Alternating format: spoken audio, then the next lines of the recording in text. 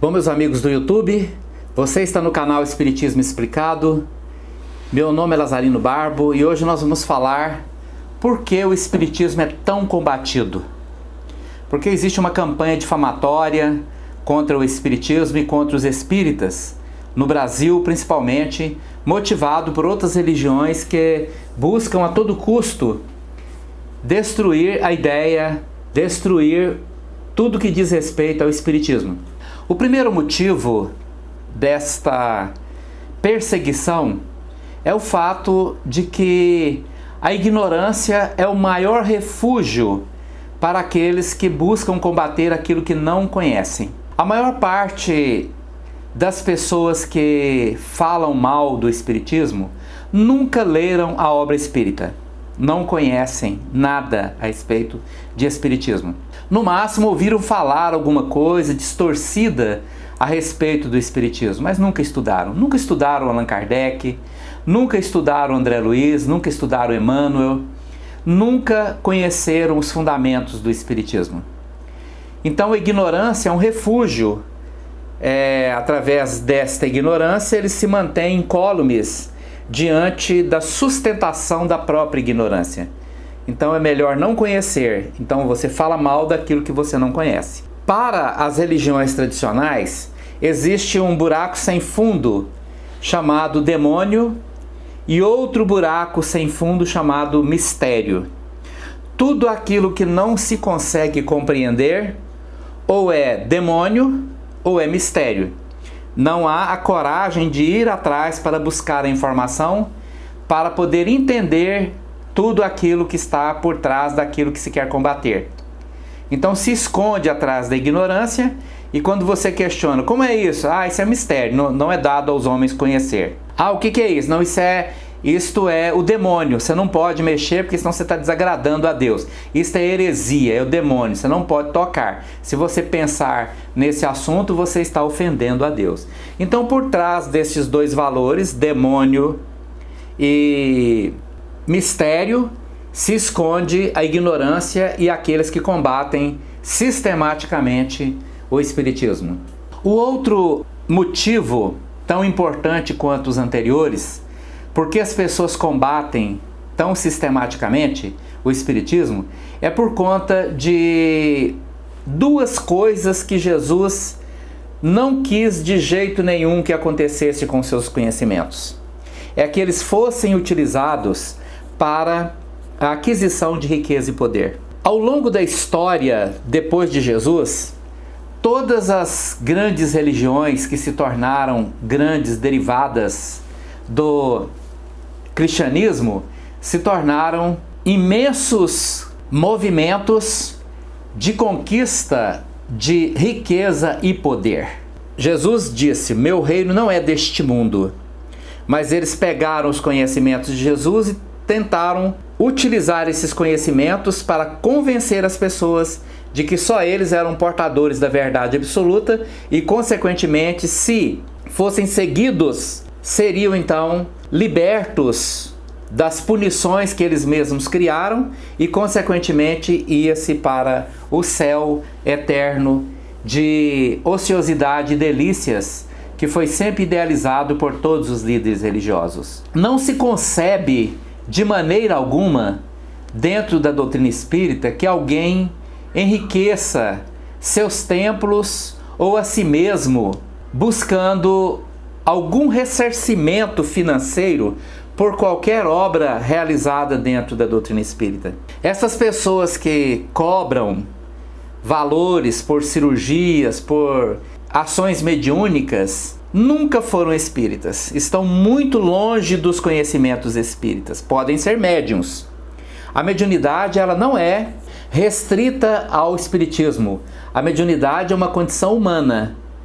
As pessoas em todas as religiões ou ateus têm mediunidade, mas a condição de como usar esta mediunidade é que, ajustando-se ao conhecimento espírita, você faz aquilo que Jesus determinou: dai de graça o que de graça recebeste.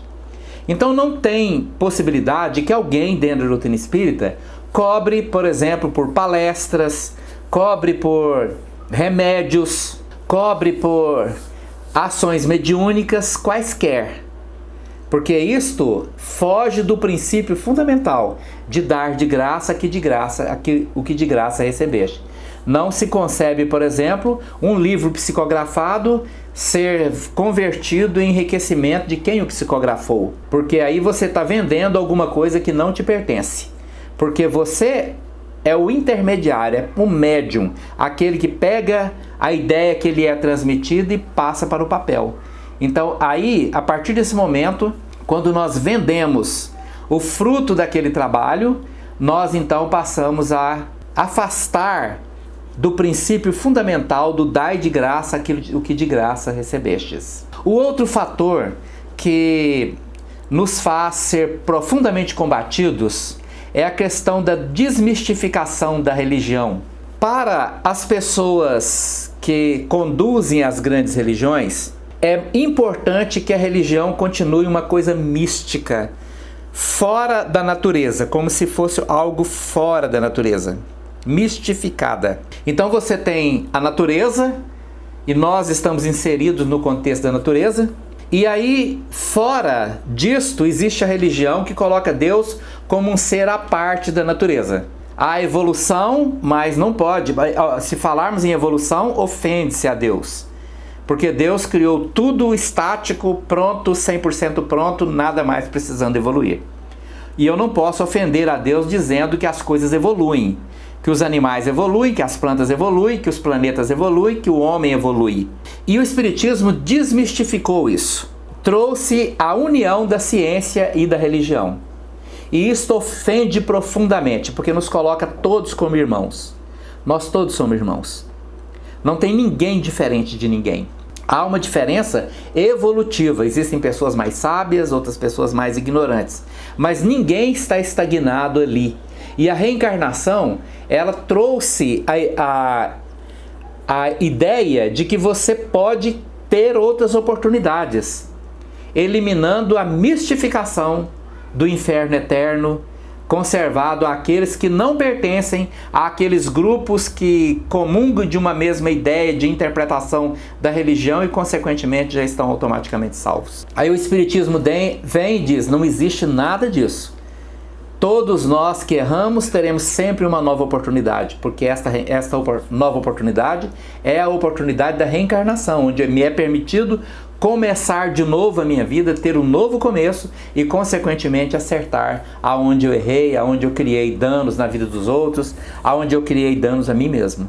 Uma outra coisa que alimenta o argumento falaz dos perseguidores do Espiritismo é a questão das punições eternas. Essas pessoas estabeleceram códigos de comportamento e dizem que Deus é que estabeleceu esses códigos de comportamento.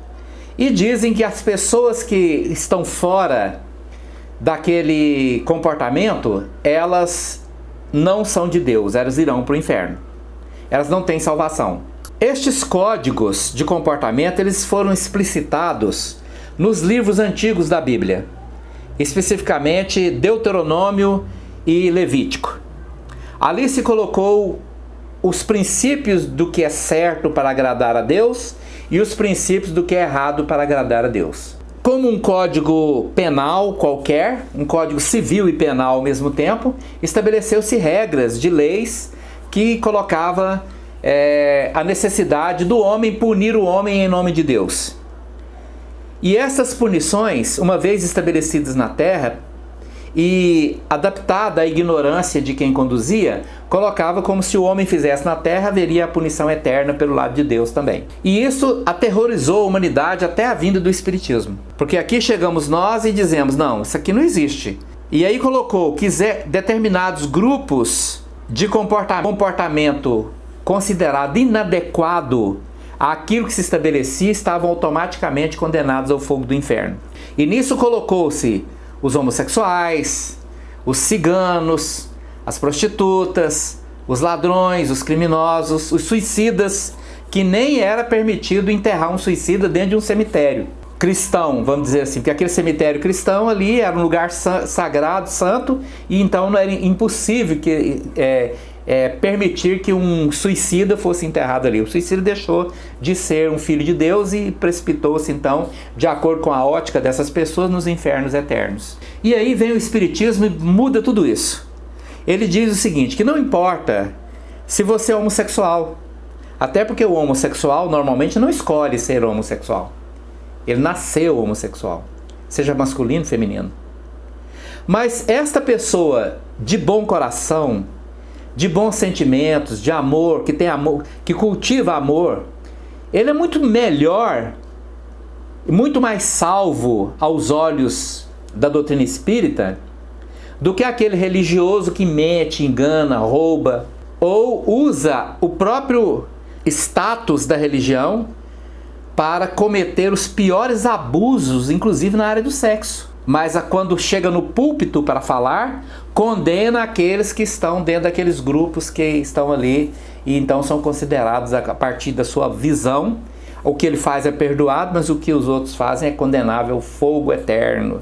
E aí o Espiritismo nos afirma que o que vale não é o grupo a que você pertence, seja o grupo dos héteros, dos homossexuais, dos religiosos, dos ateus, o grupo dos racialmente diferentes, de pele negra, amarelos, indígenas, nada disso tem valor.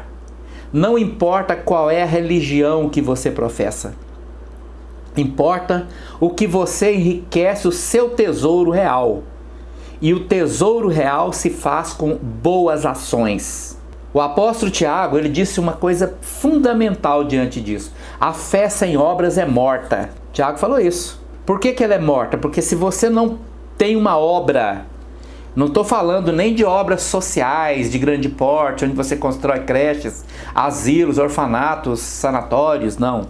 Obra interna, de autodomínio, conquista de si mesmo, amor aos seus semelhantes, respeito, valores que se integram ao nosso comportamento espiritual e nos torna absolutamente livres das mazelas que nos aprisionam, ao desequilíbrio que o projeta as pessoas no plano espiritual. Então, o Espiritismo trouxe a universalização das penas e das absolvições. Porque se o ser humano acredita que por ter uma posição elevada em qualquer religião esteja salvo, por ser isto ou aquilo, aquele cargo que ele ocupa, então ele está salvo. Alguns até dizem que não podem nem ser admoestados, nem criticados, porque se for criticar aquele certo homem de Deus, vai-se para o inferno eterno. Agora vem o Espiritismo e diz, olha, você toma cuidado, porque o que vale são suas ações. Qual o valor que você coloca na sua vida diante das assertivas de Jesus? Tive fome e me destes o que comer. Tive sede e me deste de beber. Estive nu e me vestiste. Estive doente e me visitaste.